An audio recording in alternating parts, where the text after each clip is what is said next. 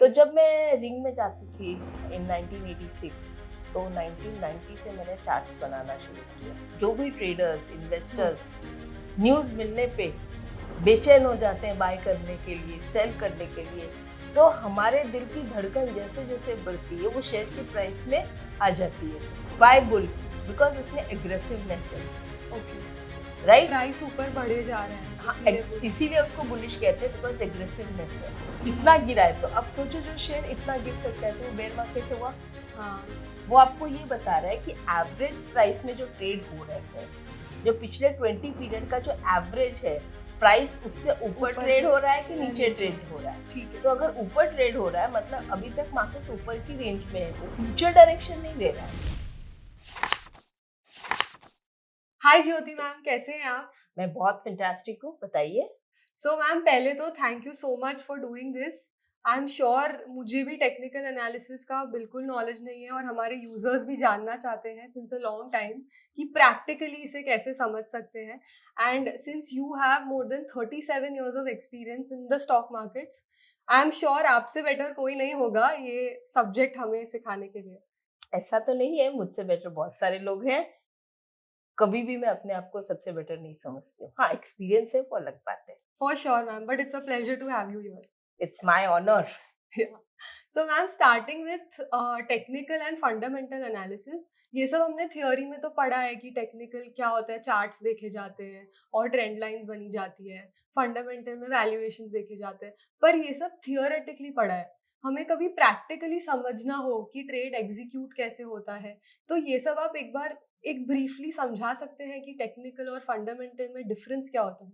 देखिए, फंडामेंटल जो है वो बैलेंस शीट स्टडी करना, कंपनी के फिगर्स को स्टडी करना, वेरियस फिगर्स है, जैसे ईपीएस है, पीई है, कई वैरायटी के रेशियोज हम उसमें से निकालते हैं और फिर देखते हैं कि कंपनी की ग्रोथ, कंपनी की स्ट्रेंथ, ये सब क्या है और कंपनी कैसे ग्रो कर रही है, करेगी। देखते हैं कि कितना डेट कंपनी के पास है, कितने शेयर्स कंपनी ने प्लेज कर रखे हैं, क्या उनका ग्रोथ पर्सपेक्टिव है, उनका रेवेन्यू कितना है। तो वो सब जो है हमको अलग ढंग से फिगर में समझना है। ओके। और चार्ट्स क्या है, जैसे हमारे दिल की धड़कन होती है, तो आपने ईसीजी देखी है, हाँ, हाँ। कैसी होती है? उसमें वो देयर इज़ अ लाइन जो चलती रहती है राइट, हार्ट बीट के अकॉर्डिंग। राइट। हाँ, वैसे ही हर शेयर की एक धड़कन होती है, अच्छा, जिसको हम कहते हैं मार्केट मूवमेंट।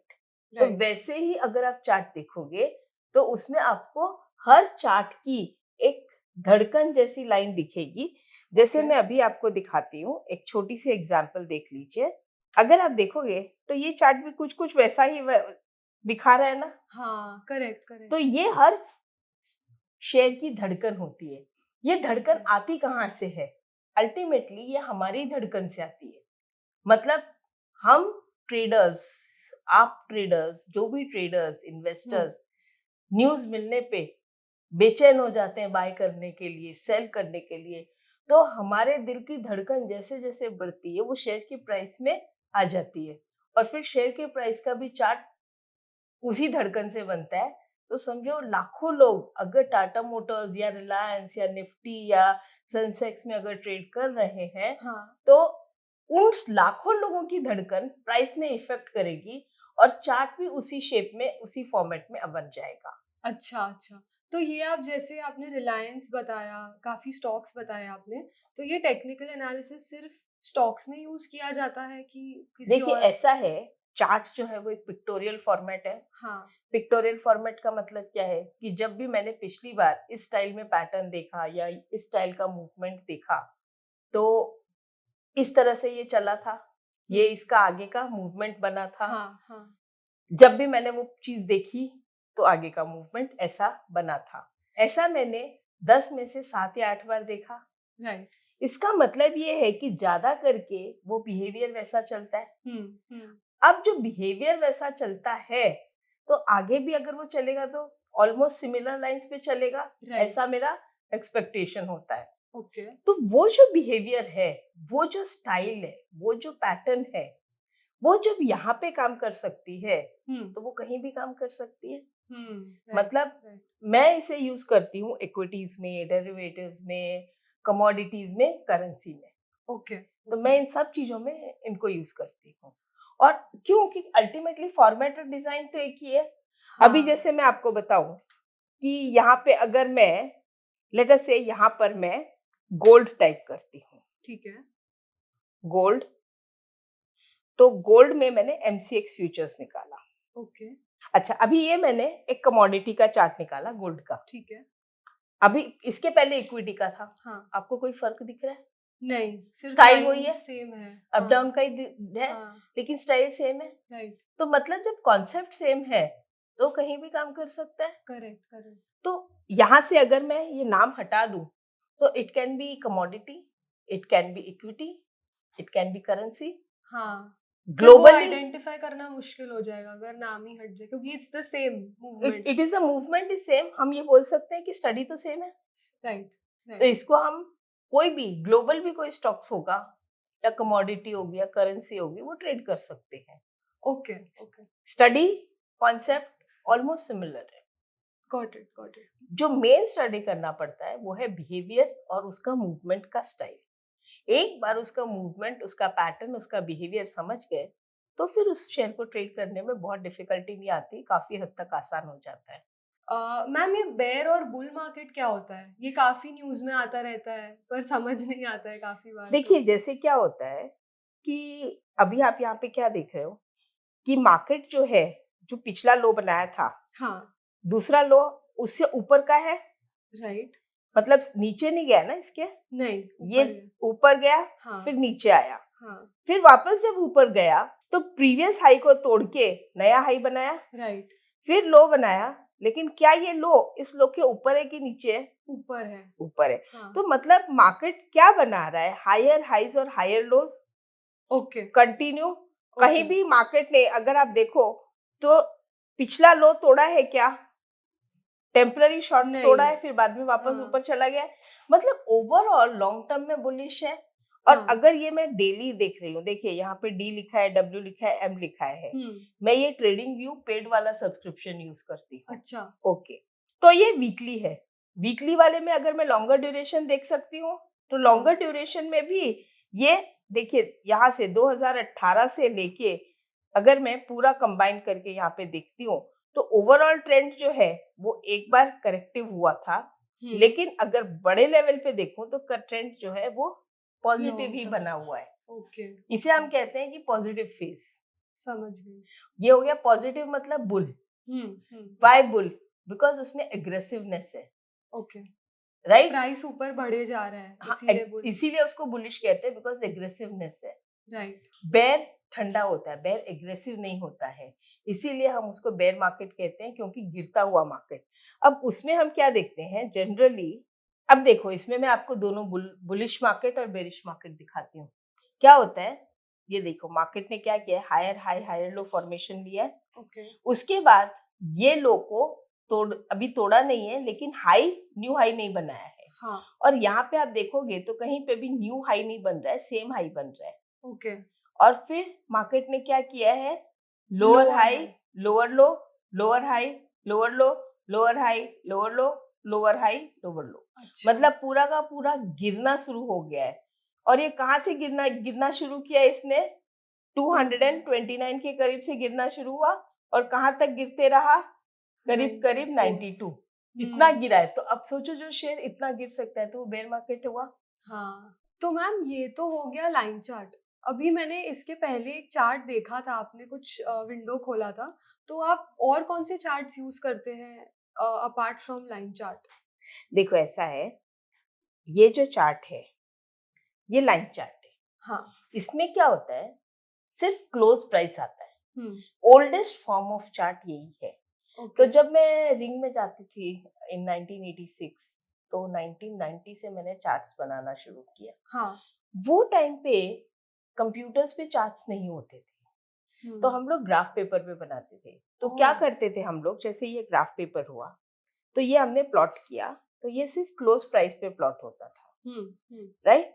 तो हम इस ढंग से इसको प्लॉट करते थे और ये करते थे। ये क्या हुआ, तो ये हमारा डाउ थियरी टाइप में हो गया। तो इसमें सिर्फ क्लोज प्राइस लिया जाता है। ओके, तो ये हो गया लाइन चार्ट। ठीक है, और लाइन चार्ट के बाद हम एक और चार्ट देखते हैं, जो सेकेंड फॉर्म ऑफ चार्ट शुरू हुआ था, जहां पे एक सिर्फ एक लाइन होती थी, ये साइड में ओपन होता था और ये साइड में क्लोज डिफाइन होता था। अच्छा, ये इसको हम कहते थे बार चार्ट। ये बार का फॉर्मेशन है। Okay, okay. तो मार्केट खुलता था यहाँ पे और क्लोज यहाँ पे होता था। तो जब हम ओल्ड फॉर्म देखते थे इस चार्ट का, तो वो क्या था, ब्लैक कलर में ही पूरा बनता था। तो इट हाँ, वाज नॉट वेरी इजी कि एट ए ग्लांस हम उसको समझ जाएं, बिकॉज यहाँ पे तो मैंने आपको बड़ी लाइन लेफ्ट और राइट में बना के दी है, उसमें इतनी बड़ी पॉइंट्स नहीं होते थे, लाइन नहीं होती थी। वो कैसे होता था, जैसे इतना हुआ, फिर इतना, इतना।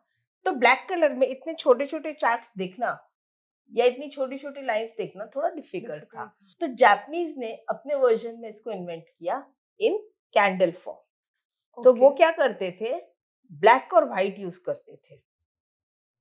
ओके। व्हाइट में मतलब तेजी और ब्लैक मतलब मंदी, मंदी, जो ओह! कि इसमें देखना मुश्किल हो जाता था। हुँ। अब जाके हमारे पास ग्रीन रेड या ब्लू रेड इस टाइप के कैंडल्स बनने या बार बनने शुरू हुए।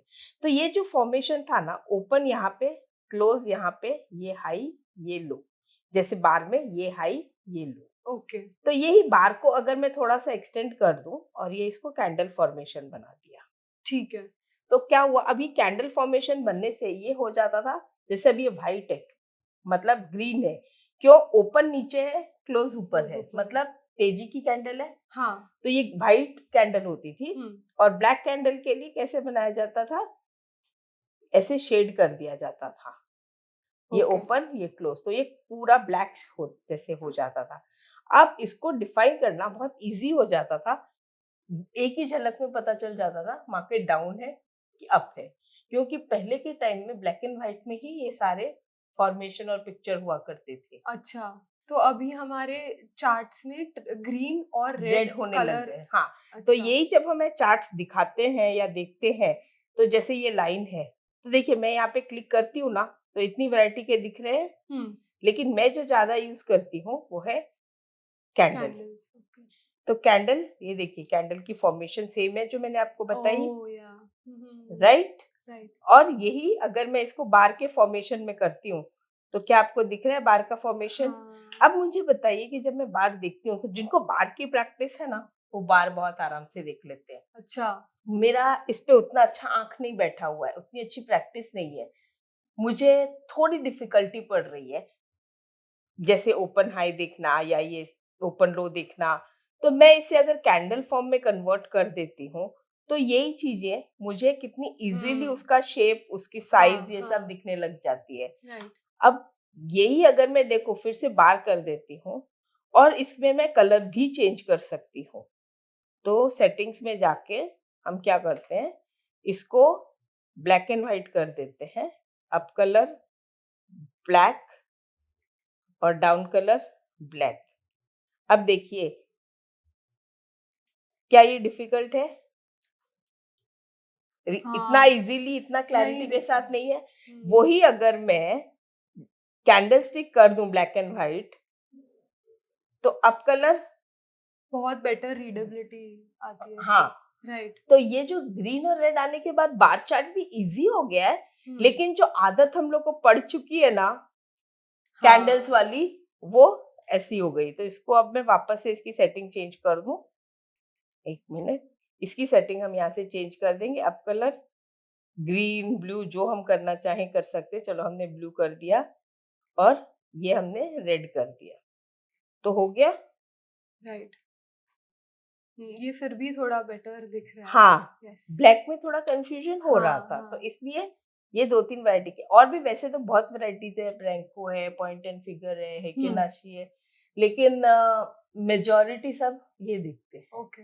सो मैम यहाँ पे ये जो है पूरा पार्ट, ये बेयर मार्केट है, ये राइट? बेयर मार्केट है। ओके। अगर आप देखोगे, इसको मैं थोड़ा-सा कंप्रेस करके अगर दिखाऊँ, तो देखिए यहाँ पर आपको पूरा दिखेगा, ये प्राइस जो है वो हायर हाई, हायर लो के उस रेंज में जा रही है। अच्छा, अच्छा। और यहाँ से जो प्राइस है, वो वापस किस रेंज में है? Lower low, lower hmm, high. Hmm. Can you see it?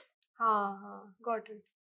तो मैम मेरा जो अंडरस्टैंडिंग आया है अभी तक, आपने जैसे टाइम फ्रेम्स के बारे में बताया, डेज, वीक्स और मंथ्स के आते हैं। Daily, weekly, monthly. करेक्ट। ये वीडियो देखते टाइम आप सोच रहे होंगे कि टेक्निकल एनालिसिस में कितने सारे चार्ट पैटर्न्स हैं and at the very same time कितने सारे ट्रेडिंग इंडिकेटर्स भी है। ये कोर्स एक बहुत ही अफोर्डेबल प्राइस पॉइंट पे अवेलेबल है और इसमें आपको 8+ आवर्स का प्योर लर्निंग कंटेंट भी मिलेगा। जल्दी से नीचे दिए गए लिंक पे क्लिक कीजिए और इस कोर्स को चेकआउट कीजिए।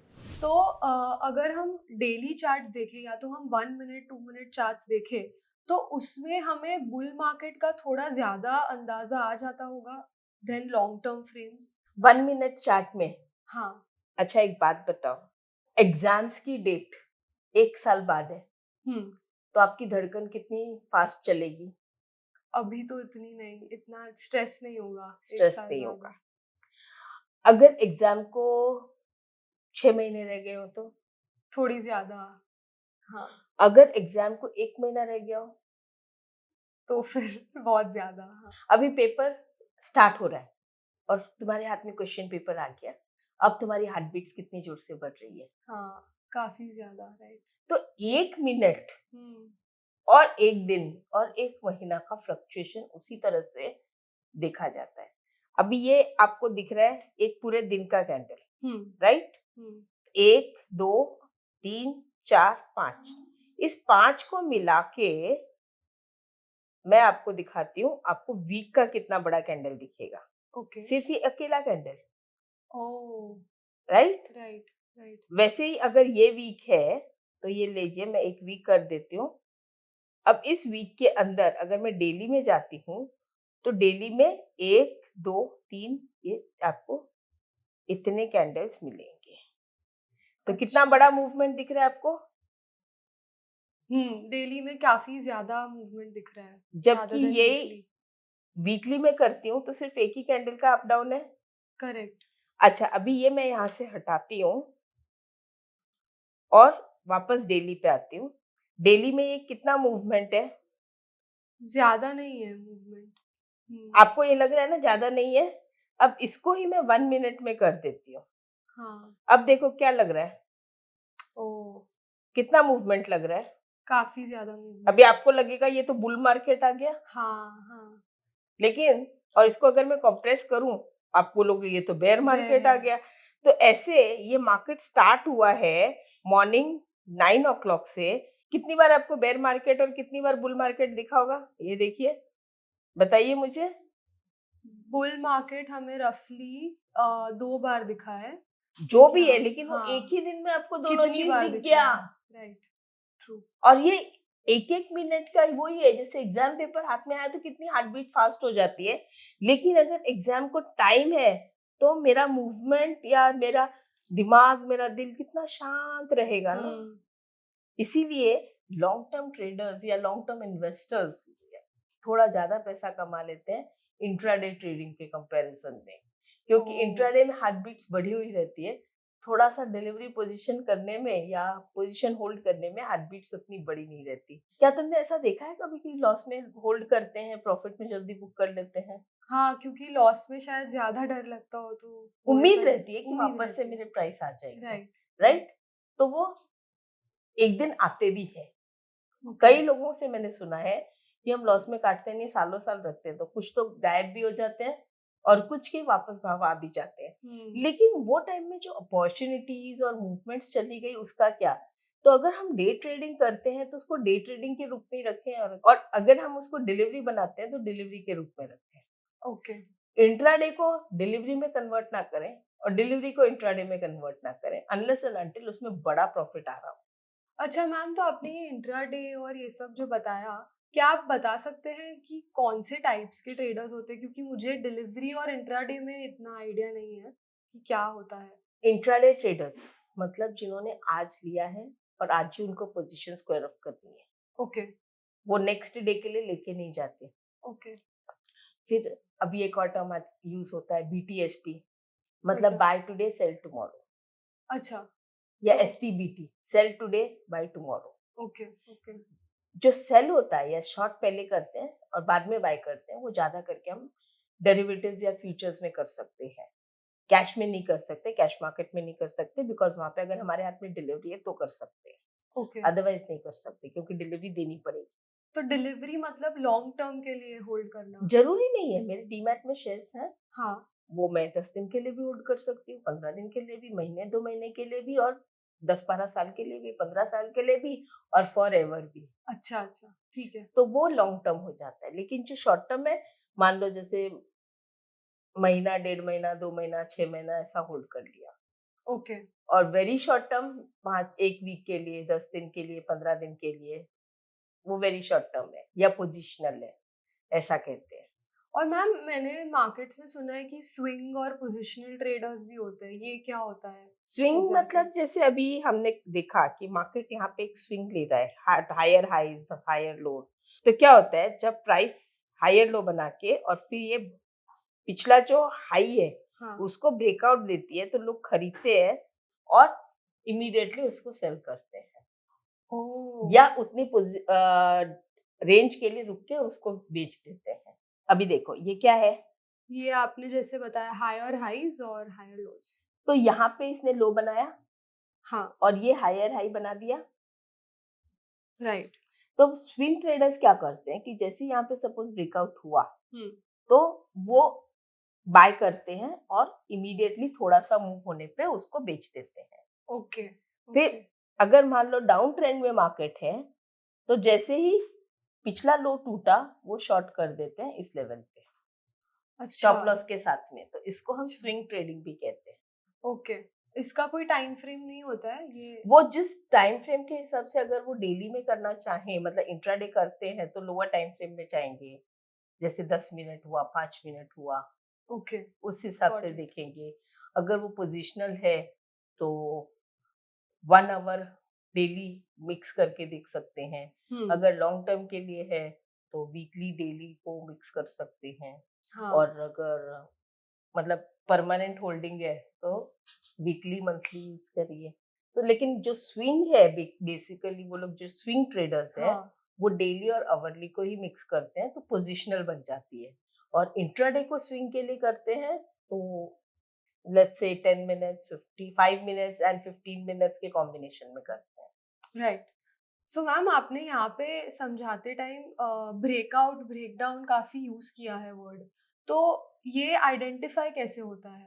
देखिए ऐसा है, अभी ये प्रीवियस हाई है, हाँ, ये प्रीवियस हाई जो है ना, वहां पे मैं अगर एक लाइन बना दूं तो क्या लगेगा, प्राइस जो है यहाँ से यहाँ ऐसे ऐसे भी घूम सकता है। हाँ, हाँ, एक ऊपर की छत बन गई, राइट, अगर वो छत टूटेगी तो ही तो प्राइस ऊपर जाएगा। करेक्ट। तो छत को जो होता है वो हम रेजिस्टेंस का नाम देते हैं। अच्छा, ओके। तो जो हाईएस्ट पॉइंट होता है वो रेजिस्टेंस हाईएस्ट नहीं, हाई, हाई पॉइंट होता है। Previous high. Previous high point. हाँ, ठीक है। ठीक है, एक तो वो होता है। वैसे ही मार्केट जब भी नीचे आते हैं तो ये जो पॉइंट्स होते हैं, हाँ, ये सपोर्ट के पॉइंट बन जाते हैं नीचे होने के बाद, जब वो वापस घूम जाता है। मतलब क्या होता है कि अब जैसे ये प्राइस ऊपर गया, हाँ, नीचे आया और फिर ऊपर गया, तो हम यहाँ पे एक सपोर्ट लाइन ड्रॉ करेंगे। प्राइस ज्यादा करके क्या होता है, इस लाइन को टच करते के वापस चली जाती है, अच्छा, एक बेस बना दिया। लेकिन कभी प्राइस ने इस बेस को तोड़ क्रॉस दिया, किया। हाँ, नीचे कर दिया, इस बेस प्राइस के नीचे चला गया, तो मतलब ब्रेक डाउन हो गया। हाँ, जब ब्रेक डाउन हो जाता है तो हम ब्रेक डाउन के थोड़ा ऊपर को एसएल बना के और शॉर्ट कर देते हैं। स्टॉप लॉस मतलब। हाँ, ठीक एसएल है, मतलब स्टॉप लॉस। स्टॉप लॉस ठीक के है, बिना मैं कोई भी ट्रेड नहीं लेती, ओके, और स्टॉप लॉस हिट तो hit, that is my policy. Got it. फिर चाहे लॉस हो कितना भी हो, लेकिन जब एक स्टॉप लॉस फिक्स कर दिया तो कर दिया। फिर आप सेल कर देते हो पोजीशन? मैं पोजीशन स्क्वायर ऑफ कर ही देती हूँ। ओके, अगर शॉर्ट है तो मैं उसको वापस बाय कर लूंगी, अगर वो बाय है तो मैं सेल कर दूंगी। मैं सिस्टम में ही स्टॉप लॉस डाल के रखती हूँ। ठीक है, गॉट इट। अभी मैम जैसे बुल और बेयर का वो एक ट्रेंड हमें दिखता है मार्केट में, तो आई थिंक उसे ट्रेंड लाइन बोलते हैं, राइट? तो हम क्या उसे बनाते हैं इन रियल देखिए ऐसा मार्केट्स? है, ये क्या है, अल्टीमेटली ये समझ में आ गया ना तो सारी चीजें समझ में आ गई। हाँ, ये क्या है, ये बुल, अपवर्ड है। हाँ, अभी मैं क्या करती हूँ, ये सब पॉइंट्स को ज्वाइन कर दूं, ओके, तो मैंने क्या बनाया, ट्रेंड लाइन जैसे मैंने एक लाइन बनाई, हाँ ये राइजिंग लाइन है। यस वैसे ही मार्केट अगर साइडवेज चल रहा है तो मैंने ये क्या बनाया, हॉरिजॉन्टल लाइन। ये सब ट्रेंड है, ये ट्रेंड को आइडेंटिफाई करते हैं। ओके मार्केट अप ट्रेंड में है तो राइजिंग ट्रेंड लाइन बनेगी, मार्केट अगर साइडवेज है तो हॉरिजॉन्टल लाइन बनेगी, और अगर मार्केट स्लोपिंग डाउनवर्ड्स है तो ये क्या है, ये डाउन ट्रेंड की Downtrend. लाइन बनेगी। तो ये क्या ट्रेंड डिफाइन करता है, falling Falling trend down. Line. हम Okay. इसे कहेंगे फॉलिंग ट्रेंड लाइन। अच्छा और फिर जब इसके ऊपर से निकल जाएगा, मतलब मार्केट ने मोमेंटम चेंज कर दी, हाँ तो अब क्या हुआ, ये ब्रेक आउट हुआ कि ब्रेक डाउन हुआ? ब्रेक आउट हुआ हाँ, फट गया, फट गया मार्केट ने मोमेंटम चेंज कर दी। अब ये जो रेजिस्टेंस लाइन थी ना, वो अब सपोर्ट का काम करेगी। अच्छा क्यों? क्योंकि ये जो थी ये रोक रही थी मेरी प्राइसेस को। ओ तो रेजिस्टेंस अब सपोर्ट बन गया हाँ, अब Okay. रेजिस्टेंस मेरी प्राइस को सपोर्ट करेगी। अच्छा प्राइस क्या होगा, नीचे आएगा, ऊपर जाएगा। तो ये लाइन ऐसे बन गई, अब ऐसा आया, ऐसा गया, फिर ऐसे जा सकता है। यही चीज अब हम चार्ट पे बनाते हैं। अब यहाँ पे हमको दिख रहा है एक ये डाउन पॉइंट है, हाँ लो पॉइंट है, ये लो है, ये लो है। हम्म तो मैं सबको ज्वाइन कर सकती हूँ। हाँ ये राइजिंग ट्रेंड लाइन है, हाँ जो क्या कर रही है, सपोर्ट का काम कर रही है। अब ये राइजिंग ट्रेंड लाइन का ब्रेक डाउन हो गया, और see the price the way it has come down. या तो वो ब्रेक डाउन हो गया और अभी lower lower lows lower highs बनना शुरू हो गया। हाँ हाँ ये तो बिल्कुल स्ट्रेट फॉल है, जरूरी नहीं है फॉल हमेशा ऐसा ही हो। यहाँ पे दिख गया तो मैंने दिखा दिया, ओके अदरवाइज वो फॉलिंग वे में आ जाता है। और यहाँ पे क्या दिख रहा है आपको, मैं सब अब मूवमेंट्स को ज्वाइन कर दूं तो क्या दिख रहा है, लोअर ट्रेंड नीचे जा रहा है ये सारा जो डाउन ट्रेंड है तो ये फॉलिंग ट्रेंड लाइन है। करेक्ट फॉलिंग ट्रेंड लाइन के यहाँ पे जब प्राइस इससे बाहर निकलता है, जो रेजिस्टेंस है वो बार बार मुझे रोक रहा था इस प्राइस पे, हाँ हाँ वो जब निकल गया आके तो देखो प्राइस उसी के आसपास से घूम के फिर ऊपर जा रहा है। तो this is the breakout and breakdown, and this is how we use trend lines. Okay got it. So ma'am market में 9:15 से 3:30 तक कितना कुछ बाय एंड सेल होता रहेगा, तो उसका कुछ डेटा है जो हम देख सके और फिर कुछ आइडेंटिफाई कर सके पैटर्न? बहुत सारे डेटा हैं, उसमें सबसे पहला तो आ जाता है वॉल्यूम। तो यहाँ पे से हम ओपन करके इंडिकेटर्स में और वॉल्यूम देखेंगे। तो मैंने वॉल्यूम किया तो वॉल्यूम आ गया यहाँ पे। ओके अब आपको दिख रहा है पूरा वॉल्यूम, अच्छा नीचे दिख रहा है, हाँ हाँ हाँ राइट। यहाँ पे मैं फॉलिंग ट्रेंड लाइन बनाती हूँ और ब्रेकआउट होता है, राइट। यस यहाँ पे वॉल्यूम्स आप देखोगे तो ग्रेजुअली इंक्रीज हो रहा है, ग्रेजुअली इंक्रीज होना शुरू हो गया। हाँ अगर आप देखोगे तो बॉटम से ही ग्रेजुअली वॉल्यूम जो है वो इंक्रीज होना शुरू हो गया जब प्राइस ने हायर लो बनाया था, राइट। कंपैरेटिवली आप इसके पहले का जो मेरा कर्सर है, इसके पहले का यानी यहाँ का देखेंगे तो आपको रेड ज्यादा मिलेगा, ग्रीन कम मिलेगा। और इसके बाद अगर आप देखोगे तो रेड कम है, ग्रीन ज्यादा है। लेकिन जब फॉल आया तो देखिए यहाँ पे वॉल्यूम बहुत कम है। फिर जैसे ही वापस देखोगे आप तो वॉल्यूम दिख रहा है आपको, मार्केट बढ़ने के साथ वॉल्यूम की ग्रेजुअली इंक्रीज हो रहा है।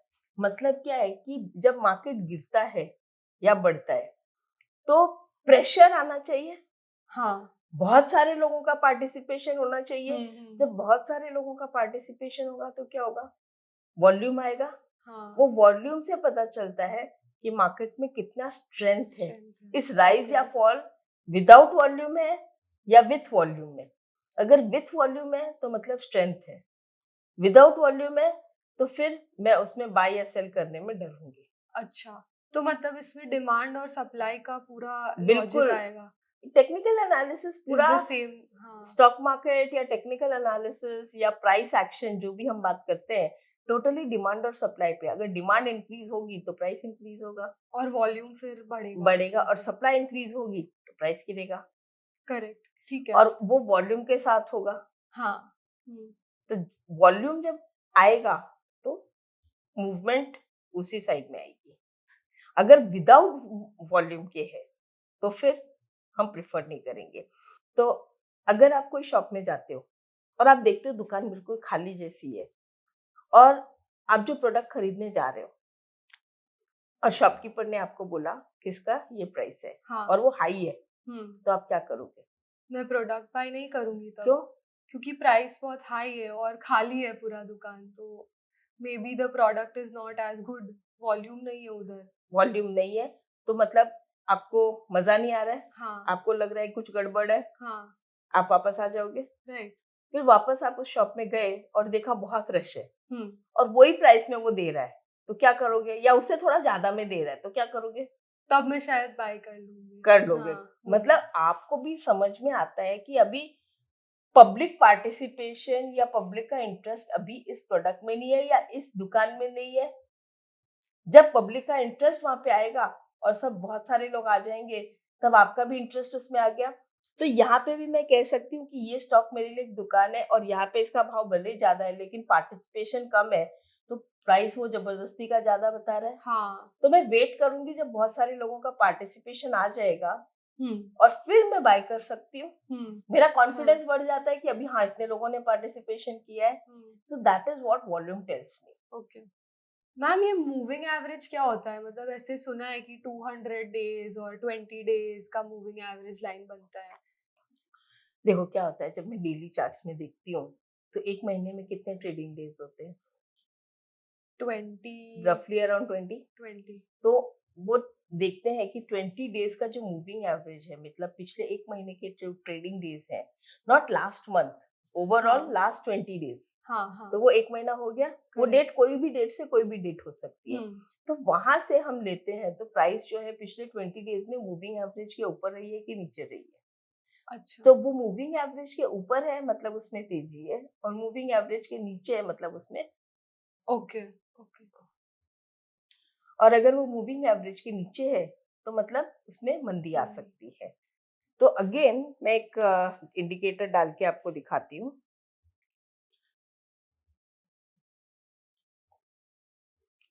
मूविंग एवरेज, तो अभी यहाँ हमने एक मूविंग एवरेज डाला, मूविंग एवरेज 20, यहाँ पे लिखा है hmm. Simple moving average means 20 DMA. अच्छा। मैंने इसको डेली में देख रही हूँ, इसका डेली मूविंग एवरेज। ओके। जो टाइम फ्रेम में देखूंगी उसके हिसाब से वो सिंपल मूविंग एवरेज उतने पीरियड को कैलकुलेट करेगा। ठीक अगर है। मैं आवरली में देखती हूँ तो 20 पीरियड्स, मतलब इसको हम कहते हैं पीरियड, तो 20 कैंडल्स को कैलकुलेट करेगा, तो it's a period, 20 period moving average. Okay. अगर वीकली में लेके जाती हूँ ये 20 वीक्स दिखाएगा, आवरली में लेके जाती हूँ 20 आवर्स दिखाएगा, राइट। तो ये अगर आप देखोगे तो जब इसने यहाँ से 20 डीएमए क्रॉस किया, 20 डेज का मूविंग एवरेज क्रॉस किया, तो प्राइस जो है उसी का सपोर्ट लेके करीब चल रही है।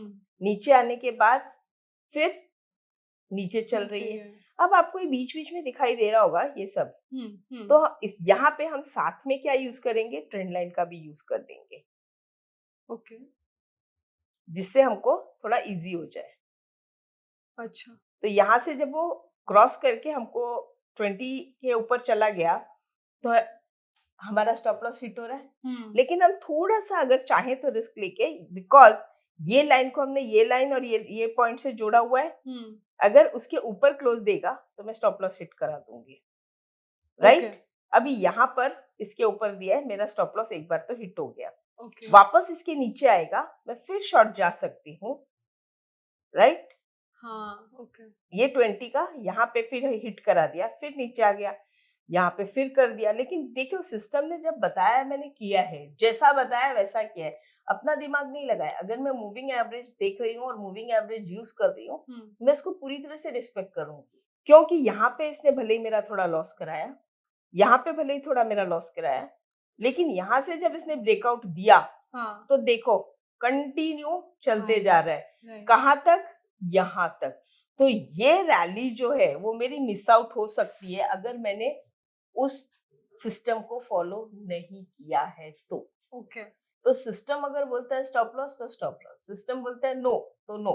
अगर मैंने जैसे अभी यहाँ पे ले लो, यहाँ पे ये फॉल हुआ और मैं इस भरोसे की नहीं हुई वापस चलेगा, तो ये पूरे जो फॉल की रैली थी वो मेरे हाथ से मिस आउट हो जाती थी और मैं हाथ में शेयर्स लेके बैठी रहती, हाँ, कितना ज्यादा बड़ा loss लॉस हो हो सकता जाता। था। या तो मैं सिस्टम को फॉलो करती हूँ, अगर वो स्टॉप लॉस हिट कराता है मैं कर देती हूँ, फिर से ट्रेड देगा फिर करूँ।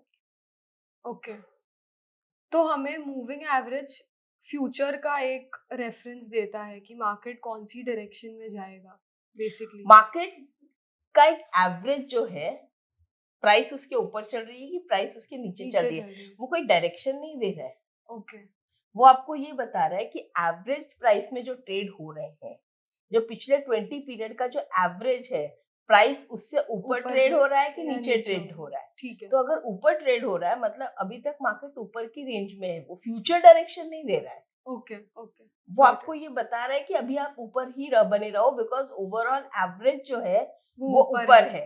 और जब वो नीचे आने लगती है तो वो बताता है कि भाई अभी ओवरऑल डायरेक्शन जो है वो मंदी का आ गया या करेक्शन का आ गया, तो एक बार आप निकल जाओ। ठीक है, प्राइसेस जो है वो एवरेज के नीचे चल रही है। Got it, got it. So ma'am RSI क्या होता है, ट्रेड्स में यूज कैसे होता है exactly? RSI relative strength index का शॉर्ट फॉर्म है। रिलेटिव स्ट्रेंथ अलग है और आरएसआई यानी रिलेटिव स्ट्रेंथ इंडेक्स अलग है। इसका पूरा थियोरी कैलकुलेशन फॉर्मूला तो आप गूगल कर लेना, मिल जाएगा। हम इसको प्रैक्टिकल वे में देखते हैं। तो यहाँ पर हम इंडिकेटर में जाएंगे और आरएसआई डालेंगे अपने इसमें, आरएसआई प्लॉट करते हैं हम। तो यहाँ पर रिलेटिव स्ट्रेंथ इंडेक्स आ गया, हमने क्लिक किया, नीचे आपको दिखाई दे रहा है रिलेटिव स्ट्रेंथ इंडेक्स। ओके, अब इसकी हम सेटिंग में जाएंगे। ये सेटिंग में गए, मैं जनरली ये मूविंग एवरेज येलो कलर की है, ये लाइन रिमूव कर देती हूँ। और ये लाइन को मैं थिक कर देती हूँ जिससे ये एकदम क्लियरली दिखना शुरू हो जाए। Can you see the line have become thick of RSI? Okay, I will close this.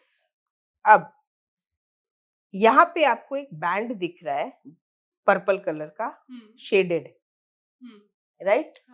और उसके ऊपर भी आरएसआई दिख रही है, उसके नीचे भी आरएसआई दिख रही है। मतलब ये जो पर्पल कलर का बैंड है, जैसे अभी मैं आपको यहाँ पे बैंड बना के दे रही हूँ, ये हो गया 70, ये हो गया 30 और बीच में एक हो गया 50। आरएसआई जनरली इसी के बीच में ऑसिलेट करता है। तो हम ये कहते हैं कि 30 के नीचे जो है वो ओवरसोल्ड जोन है। ओवरसोल्ड जोन में है मतलब वो कब तक सेलिंग में रहेगा हमको नहीं पता। और प्राइस जनरली गिरते जाता है, हम उसमें बाइंग में कब आएंगे? हम उसकी बाइंग में पहले अभी नहीं आएंगे, अभी तो हम शॉर्ट कवरिंग करेंगे। और बाइंग, एक्चुअल बाइंग जो आएगी हमारी वो 50 के ऊपर आएगी। अच्छा, ओके, मैं इस तरह से दिखती हूँ। और अगर 50 के ऊपर जाके वापस नीचे आ गया तो मेरा ये सबसे पहले देखना है वो 30 के नीचे नहीं जा रहा है। अगर 30 के नीचे जा रहा है तो मैं स्टॉप लॉस हिट कर सकती हूँ। Why? बिकॉज वो वापस ओवरसोल्ड जोन में जा रहा है। अच्छा, लेकिन अगर ये यहाँ से घूम गया तो आई विल होल्ड इट। फिर ये यहाँ पे जाएगा और जब ये 70 क्रॉस कर देता है तो मतलब वो ओवरबॉट जोन में आ गया। अब ओवरबॉट ओवरसोल्ड जोन जो होते हैं, तो सब लोगों से आपने सुना होगा कि कहते हैं कि मार्केट ओवरसोल्ड जोन में है तो अभी बाय करना चाहिए, मार्केट अभी ओवरसोल्ड जोन में है, बाय करो बाय करो बाय करो। मैं कहती हूँ कि नहीं, ओवरसोल्ड जोन में है लेकिन वो कब तक रहेगा ओवरसोल्ड जोन में मुझे नहीं पता। और प्राइस गिर भी रहा है, वैसे ही 70 के ऊपर ओवरबॉट जोन में आ गया। आप बोलोगे कि भाई ओवरबॉट में आ गया शॉर्ट करो, मैं कहूंगी नहीं, कब तक रहेगा मुझे नहीं मालूम। और प्राइस बढ़ते जा रहा है। तो मैं क्या इसको समझती हूँ कि अब जो है मेरी गाड़ी सुपर एक्सप्रेस हाईवे पे आ गई। तो आरएसआई 30 के नीचे शॉर्टिंग की या प्राइस गिरने की स्पीड जो है फास्ट हो जाएगी। और आरएसआई 70 के ऊपर जो है प्राइस के बढ़ने की स्पीड बहुत फास्ट हो Fast हो जाएगी। तो मैं उसे कभी भी शॉर्ट नहीं करूंगी RSI 70 के ऊपर और कभी बाय नहीं करूंगी RSI 30 के नीचे, because falling speed faster fastest अच्छी है। जैसे ही वो वापस 30 के ऊपर आएगा, मैं अपनी जो शॉर्ट पोजीशन है वो कट कर दूंगी। ओके जैसे 70 के ऊपर आया गया, मेरे हाँ। पास जो बाइंग खड़ी उसकी रेट बहुत फास्ट इंक्रीज होती है। जब वो वापस नीचे आने लगता है 70 के नीचे, तो मैं अपनी बाइंग पोजीशन से एक बार प्रॉफिट बुक करके एग्जिट कर सकती हूँ या पार्ट प्रॉफिट बुक कर सकती हूँ। अब मैं आपको दिखाती हूँ इसको रियल चार्ट में कैसे देखते हैं। ये वीडियो देखते टाइम आप सोच रहे होंगे कि टेक्निकल एनालिसिस में कितने सारे चार्ट पैटर्न्स हैं and at the very same time कितने सारे ट्रेडिंग इंडिकेटर्स भी है। ये कोर्स एक बहुत ही अफोर्डेबल प्राइस पॉइंट पे अवेलेबल है और इसमें आपको 8+ आवर्स का प्योर लर्निंग कंटेंट भी मिलेगा। जल्दी से नीचे दिए गए लिंक पे क्लिक कीजिए और इस कोर्स को चेकआउट कीजिए। यहाँ पे देखिए ये 70 के ऊपर आया, हाँ, राइट, लेकिन बाइंग कब स्टार्ट हुई? 50 के ऊपर। हाँ, ये देखो, हाँ, ये 50 है, ये यहाँ पे है। अच्छा, एक चीज हमने और देखी थी, चलिए अब हम एक चीज और मिक्स करते हैं साथ में जो मैंने सिखाया था। क्या है ये? Trend line. अच्छा, क्या ये ब्रेकआउट है? हाँ, ये ब्रेकआउट हो रहा है। मतलब मार्केट क्या किया, ऐसे ऊपर गया और हाँ, वापस रेजिस्टेंस को टच करके फिर ऊपर गया ना। हाँ, मतलब अब ये क्या कर रही है, रेजिस्टेंस लाइन सपोर्ट का काम कर रही है, जो मैंने अभी थोड़ी देर हाँ, पहले सिखाया था, बराबर। राइट। यहाँ पे RSI 50 के ऊपर आई है, हाँ, राइट, हाँ, लेकिन और ब्रेकआउट भी दिया है, तो 50 के ऊपर नहीं आएगी तब तक मैं बाय नहीं करूंगी। अच्छा, यहाँ पे 50 के ऊपर आई है, हम्म, तो वैसे ही मैं यहाँ पे भी एक रेजिस्टेंस लाइन बना सकती हूँ। ओह, क्या बना सकती हूँ? हाँ, तो यहाँ से भी ब्रेकआउट दिया और यहाँ से भी यहाँ से ब्रेकआउट breakout दिया, तो क्लियर तो इंडिकेशन है कि अभी ये मैं RSI को इस तरह से यूज करती हूँ जहां पे मुझे दोनों का ब्रेकआउट दिखता है। और जनरली मैंने ये देखा है कि RSI में पहले ब्रेकआउट आता है, ओह, बाद में प्राइस में आता है। बहुत रेयर केस है जहां पे प्राइस में पहले आएगा, RSI में बाद में आएगा। अच्छा, so RSI is a very good indicator future advance में, price. यस, क्योंकि स्ट्रेंथ बता रहा है वो। Correct. अब यहाँ पे 50 के ऊपर जब वो जाएगा, Hmm. राइट, और मुझे ये पास में दिख रहा है, तो मैं थोड़ा ब्रेकआउट का वेट करूंगी। Hmm. टेस्ट किया, लेकिन देखो RSI 50 के नीचे नहीं आया। Hmm. RSI फिर क्या किया, 70 के ऊपर चला गया। Can you see that? Yeah. Buying कहाँ से दी इसने मुझे? यहीं पे करीब दे दी थी। Hmm. 70 के ऊपर इसकी स्पीड देखो, अभी यहाँ तक आपको इतनी स्पीड नहीं दिखेगी, 70 के ऊपर की स्पीड देखो आप। हाँ, बहुत तेजी से स्टॉक प्राइस अगर मैं यहाँ पे शॉर्ट कर दूं तो मैं बुरी तरह से फंस जाऊंगी। राइट फिर नीचे आ गया, राइट। तो इस तरह से मैं RSI को यूज करती हूँ।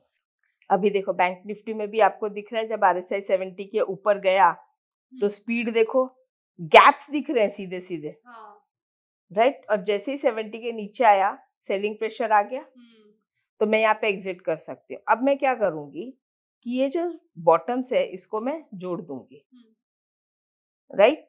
अब यहाँ पे ब्रेक डाउन आया और ब्रेक डाउन के साथ RSI भी 50 के नीचे आया, राइट। दूसरा, वैसे ही मैं यहाँ भी एक ट्रेंड लाइन बनाऊं जैसे अभी मैंने बाइंग में बनाई थी। क्या यहाँ पे भी ब्रेक डाउन आया? पहला ब्रेक डाउन किस में आया?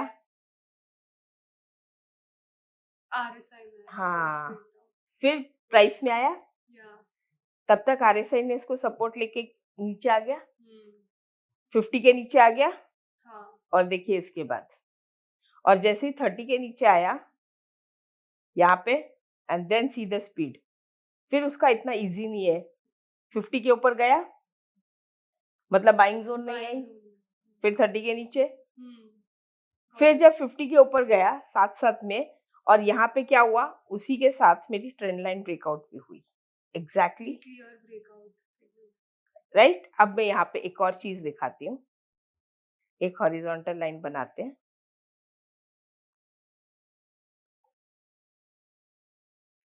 पहला ब्रेकआउट किधर आया?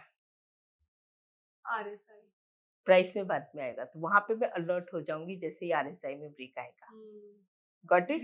So this is the way I use RSI। मैं RSI पे भी ट्रेंड लाइन बनाती हूँ, तो ट्रेंड लाइन बना के आरएसआई के साथ ब्रेकआउट और प्राइस एक्शन के साथ ब्रेकआउट दोनों को मैच करती हूँ, प्लस आरएसआई 70 के ऊपर और आरएसआई 30 के नीचे इनको भी यूज करती हूँ। Okay, interesting. मैम ये आरएसआई तो मुझे अच्छे से समझ आ गया, पर इसके अलावा भी काफी इंडिकेटर्स है राइट, जैसे एमएसीडी है, बॉलिंजर बैंड्स है, इनके बारे में आप कुछ बता सकते ऐसा है संजना कि आप एक काम करो, मैंने टेक्निकल एनालिसिस का पूरा कोर्स किया है upsurge.club पे। ओके, उसमें लॉग इन करो और अपने आप को एनरोल करो। मैंने बहुत ही इन डेप्थ में ट्रेंड लाइन कैसे बनाना है, एक एक कैंडल स्टिक को कैसे हम स्टडी करते हैं, मूविंग एवरेजेस सिखाया है अपने स्टाइल का, फिबोनाची रेशियो सिखाया है और इतने सारे ऑसिलेटर सिखाया, एमएसीडी, आरएसआई, एडीएक्स, इन सबको मैंने इन डेप्थ बताया है। ओके, आप उनको देखो और बहुत मजा आएगा और बहुत सारी नॉलेज मिलेगी।